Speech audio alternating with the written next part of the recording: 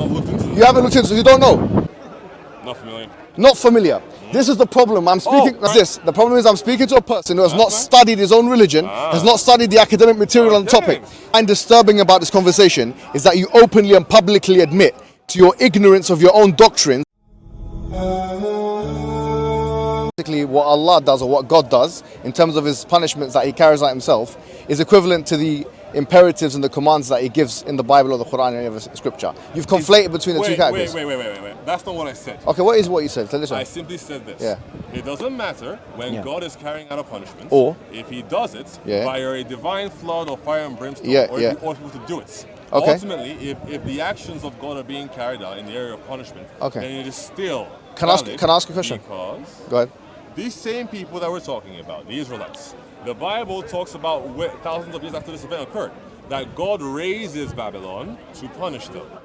Okay. So if God is capable of acting divinely to raise a nation to come and punish the chosen people, then God can still carry the actions out using people as the conduits, even if it doesn't require him sending down fire from heaven. Is there a category distinction between an imperative that God gives to human beings to carry out versus the things that he carries out directly, or not? I mean, obviously there is a distinction. Is there a distinction? Because one is a first-hand carrying out by God, and the other one is through a proxy, like a human being. Excellent. Okay. But they're still both from God, so they're still valid. Accepted that it's both from God. We think everything is from God. Yeah. But everything. Yes, everything is from God. You don't will accept that God wills, right? So we do believe that everything goes back to the will of God. That's why we say inshallah, mashallah, all those words, meaning the will of God is always in everything, right? We do agree with that. However, pardon? Yes, everything is good and the bad, right? Oh, okay. Yeah, we believe that everything goes back to the will of God. Nothing happens except through the will of God. That's not something which is, that's not a problem, because that's something which Christians also accept. In fact, especially if you go into the Calvinist school of thought, it's even more pronounced.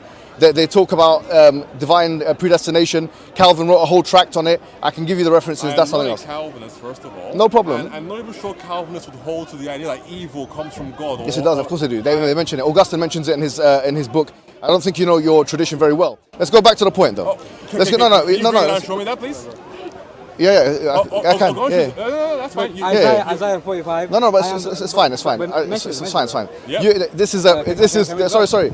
Let me just answer him. Let me. It's fine. Go ahead.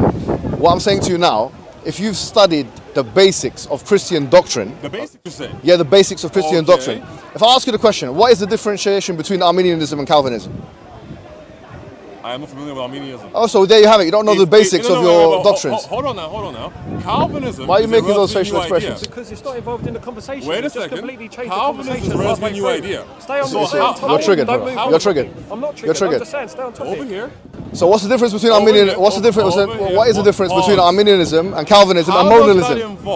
Ask me then. Wait, you're bringing in modalism now. Modalism. Calvinism is a relatively new idea. Tell me what's the differentiation between all these three things? How can that be the foundationalism of Christianity? I'm not saying it's foundation. I didn't say that. You just said 1 second ago. No, I've just asked you a question. I know the foundations of my faith. Yeah, when it comes to the will of, when it comes to the will of God, there are three main schools of thought in Christianity. Okay. All right, they are Calvinism, represented by John Calvin, Modalism, represented by Monila, and Arminianism. I'm asking you, since you're talking about the will of God and the actions carried out by him, tell the audience, the Muslims here and the non-Muslims and all that, what is the differentiation between all these three schools of thought? I have not looked into it. You haven't looked into it, so you don't know? Well, yes, I don't. You don't know? I'm aware of the Calvinist school of thought, but not the Modalist. So you haven't studied it? Studied the other two? No, I have not. You haven't. Again, so good. What does that have to do with the idea? Excuse me. That you just excuse me. That everything comes from Allah. Yeah. I'll tell you. Okay. Evil, I'm answering your question. That means that you have an evil God. I'm answering your question. Excuse me. Let me finish this. Let me answer your question. I just want to read the No, please. Let me speak to him now. Yeah? Okay, let me finish. Well, I mean, excuse me. You jump in because I know you do wanna circumnavigate these questions. If I were you, I'd want to do the same thing. If I were you, I'd want to do the same thing. You were there talking to him when he was speaking. No, but he was welcoming it. No, I don't need to. I'm gonna cite one verse and I'm leaving. Go ahead. Okay, God in the Bible says in Isaiah 45, I am the Lord and there's none else. I form the light and create darkness. I make peace and create evil. Thank you very much. Thanks so much, bro. Oh, hold on a second there. Okay. But before you run away, Does that say that God is the origin of evil, or God can create evil? Two different things. Okay, so let's go back to the point. Let's hear it. You're talking. You asked the question. I said that. God evil. No, I didn't say. That's not what you asked. I just Everyone asked is. it No, now. you didn't ask that question What's before. the question? I said to you before, right? Everything goes back to the will of God, and I quoted a verse in the Quran that says, وَمَا تَشَاءُونَ إِلَّا يَشَاءَ اللَّهُ. Excuse me. Let me finish. Okay, I go said, for from it. one perspective, you can say that everything goes back to the will of God. Then you said, then you started making it an Islam specific. Excuse me. Cannibalism, right? Yeah, Yeah. you made the cannibalism. And I told you it's not an Islam specific issue. And I said to you, why is that the case? If you look at Christianity, there's 3 distinct schools of thought.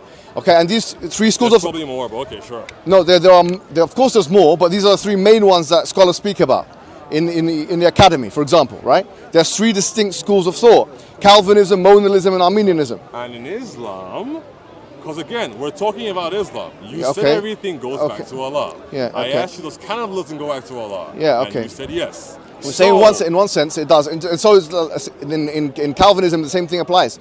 In Arminianism, look, you have to understand. In Monalism it does as well. So you're going to answer a question. So look, this is Dual not. This is Islam you don't understand. with Monalism. The problem is this: is that the issue is I'm speaking to a Christian and he doesn't even know his own religion. Again, that's the I issue. am asking you, look, is are you- Allah evil? No, Because you we don't said- believe Allah is you evil. said Allah the is not good evil. and the Excuse me, evil go comes back to from Allah. yeah, comes back. So if Allah is Yeah. the origin of good and evil, Okay, excuse is me. he good? Let me answer your question, right?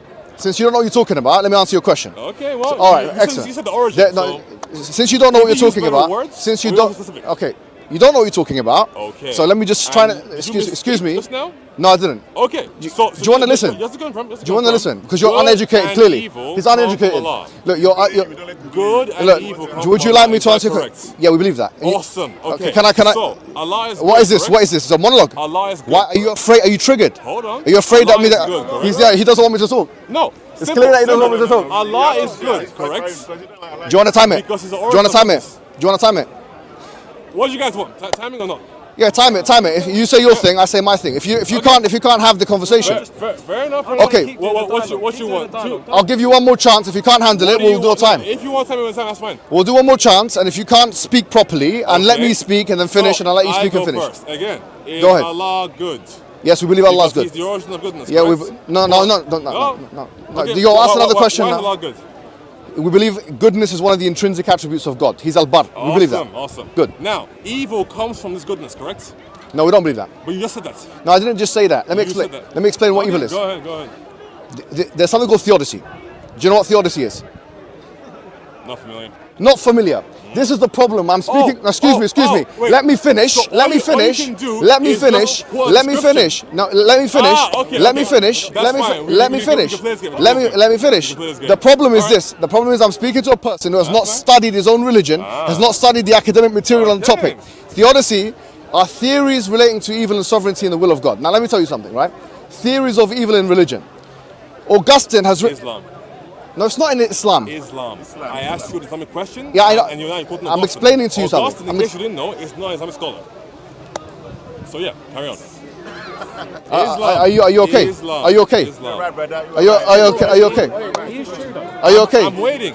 Are you okay? Right? Because if you have a question about the Bible, I'm not going to for you. What is Augustine's view on theodicy Again, and evil? Islam is What is his view? God evil? Please. I go said ahead. no. Do you understand English or not? Does this Okay. guy understand All right. English? Awesome. Wait. Okay, yeah. Everyone listening. What is evil? So, What is evil? He just What is said evil? that good and evil come from Yeah, Allah. what is evil? I said it's Allah good. He Yeah. said yes. What It's is evil? specific attributes. So what is And evil? I asked him What is then, evil? Does the evil What is come evil? from What is Allah evil? who is good? And he Okay. says no. Okay, But well, hold don't on. forget, What is his no? I didn't earlier say. point- I didn't say that. Yes, you did say no. No, hold on, It's hold on. Camera, No, everyone can let see me it when you explain, get let home.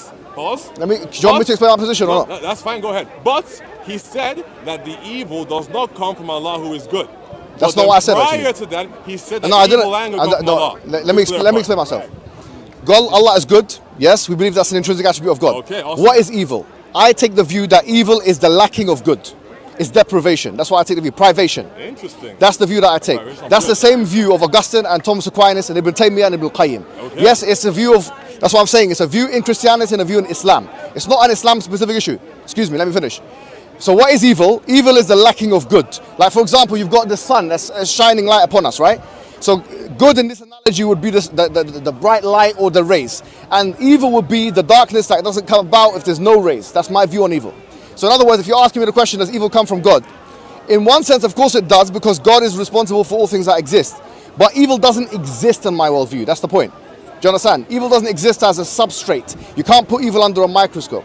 So going back to the point, if you're asking a question about does evil exist, so I'm saying to you, if there are theodicies in Islam and Christianity, both religions, which have different ideas. Within Islam, there's different ideas. Within Christianity, there's different ideas on evil and theodicy. This is not a point where you could basically have a different view to me and be in my religion, and you can have the same view and be in the same different religion.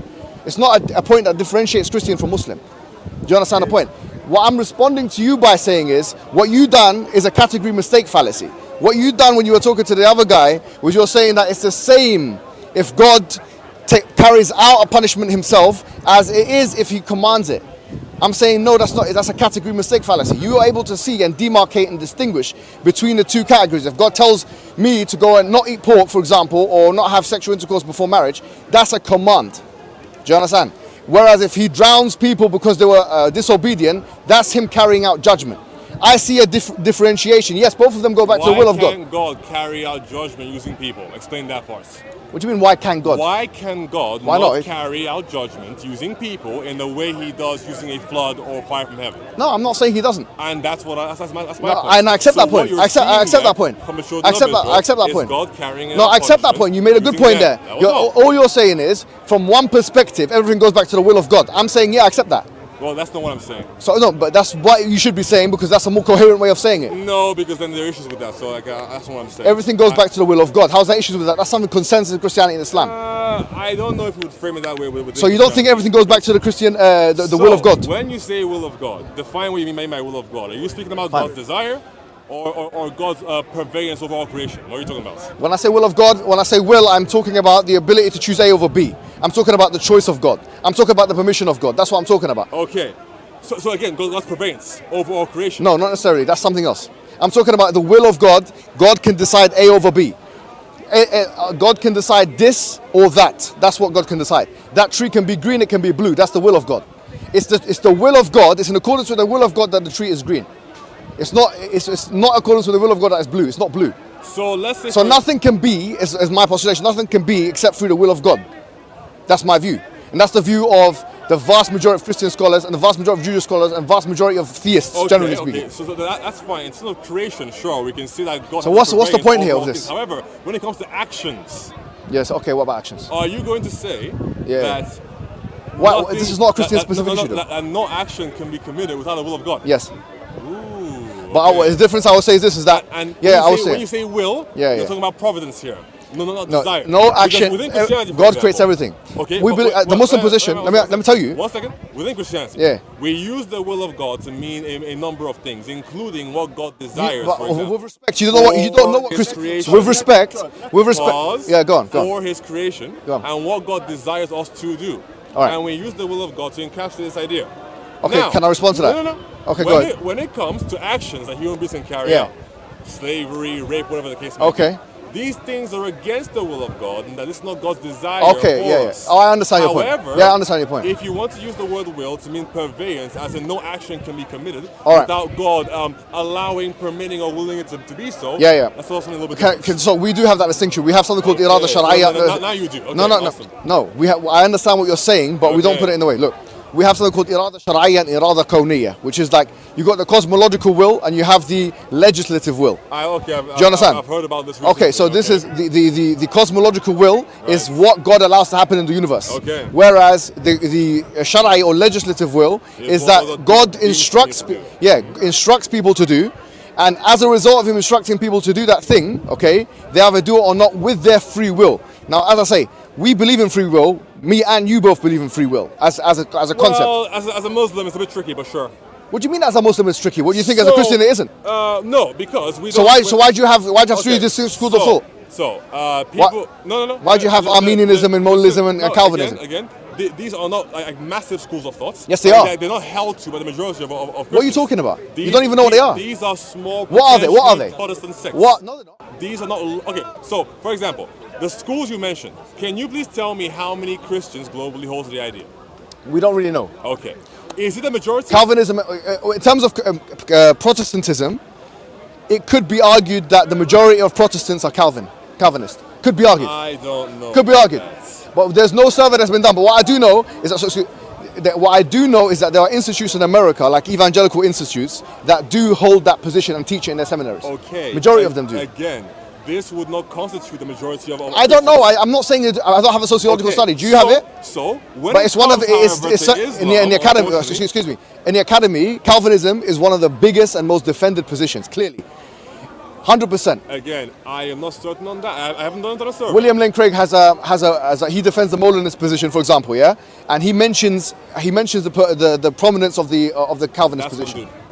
No, but he mentioned but from his experience as a Christian scholar, one of the greatest of his era, he's saying that actually the Calvinist position is one of the most prominent ones in Protestantism, and he argues against it. Again, why does he argue against it if it's not relevant? What you're making? No, I said it was relevant. I said it was not followed by the majority. But nevertheless, even the modalist position. Sunni Islam. Excuse me. Let me just say one more point. Go ahead. Even the modalist position and the Calvinist position, and even the Armenian position, to a lesser extent, I will grant, all of them have the will of God attached to them. You cannot evade the will of God. I have not looked into them, so I cannot. So why are you commenting on their then? interpretation of the will of God? So why are you commenting on currently is that you said that we both believe in this. In the will of God? No, not in the will of God, in predestination. And yeah, I am of course we telling do. you that it is worse within Islam. What's worse? What does worse mean? Worse meaning that all of you, at least I'm listening to you're Sunni. Muslim, correct? Awesome. If you accept Sunni Hadith, you're going to have to accept the idea that God writes down what you're supposed to do before you were born. Yeah, that's a biblical idea. No. And then that's a biblical idea. And then are you serious? Also adds that you can do good deeds all the days of your life. You're digging your own grave. Pause. You're digging your own grave. So you're about a handspan away from entering heaven. Okay. And then what is written for you will overtake you. And then you will begin to do deeds of the hellfire until you wind up in hellfire. The hadith you're talking about. And vice versa. Okay. So we don't hold that God distinctly makes you so that you will go to hell and override. No, but that's not what we believe, though. You're misrepresenting our position. With all due respect, that's what we believe. Can I tell you something? That's what you guys believe. And unfortunately for you, it's a Sunni position. Okay, excuse me. You're going to have to say you don't know what the Christian position is. Compared to Could you admit to this? Within Christianity, what is Calvinism? Your belief what is Calvinism? Predestination and how it overrides your will is far more pervasive. So what I found disturbing about this conversation is here we have. Look, are you going to comment on what I said? Yeah, I am. Can I tell you what I'm going to say? What I find sure. What I find disturbing about this conversation is that you openly and publicly admit to your ignorance of your own doctrines and the schools of thought they're in. Excuse me. Let me finish. How you excuse me. Let me finish. Let me just let you finish. Let me finish. Well, you interrupt me and interrupt you back. Okay. If you want time, I'm fine with that. If you want time, I think it's best. But if you can't handle it, a normal conversation. Because it's clear that you get triggered and then you need to get involved. Just let me finish it. Let me get involved. Possibly. Okay. So let's go back to the point. The point I'm making is this: Calvinism, yes, is a stricter position when it comes to the sovereignty of God. Yes? Modalism... Stricter than what? Sorry. Stricter than modalism and Armenianism. If you insist, I haven't looked into it. Okay, great. Okay. But what I'm postulating to you now, okay, the middle knowledge that Molina described and even people like Craig and so on are defending, has the will of God attached to it. Even Armenianism has... In what sense, sorry? Has it, for example, in different senses. So if you want me to educate you on this? No. Are you asking me to educate you on this? Don't run from my idea. Very briefly, in what sense? All right. So the Calvinists have an acronym called TULIP. Have you ever come across it? Okay. If you can't simply describe if this will of God you're asking me a question and you're not letting me finish it. Very simply. You're not letting me finish the question. Okay, you're frowning. Calm down. Yeah, I'm frowning because you're not letting me finish the question. Calm down. So, very simply, can you just really briefly just run past this is when we talk about the will of God, okay, so the general desire my understanding of God is this, or the purveyance of God very quickly, okay, fine. and then comment on my understanding of the Calvinist position, is that the will of God is so much emphasized that they have something called the elect. There are people that God elects. They call it unconditional election or something. I think it's called unconditional election, excuse me, you don't know. But it's what is you don't know either because you're guessing. Unconditional is TULIP, TULIP, Each of the... What are you laughing at? It's your doctrines. I'm not talking about mine. Well, I don't know what you're laughing at. I don't remember subscribing to the TULIP doctrine, but go ahead. It's a Christian doctrine, Well, Calvinism is an acronym, okay, no problem. But this is how they talk about that. I'm aware. Just run through it, man. The idea is this. Even Augustine, for example, in his book. Okay. What do you mean? What do you mean? Okay, let me. Just get to the point. I'm speaking. You're not letting me finish the sentence. You said get to the point. Dude. Just get to the end, please. The end point is this. The end point is, according to that school of thought, if God elects you to go to hell, you will go to hell. So much so that Augustine believed the following. He believed that if a child is not baptized, that they will go to hell, a baby. That's okay, excuse me, it's a view, and it's a view that the Catholic Church held, up until quite recently. I'm not Catholic. So. I know, but Christianity has Protestantism, Calvinism, Catholicism, all that.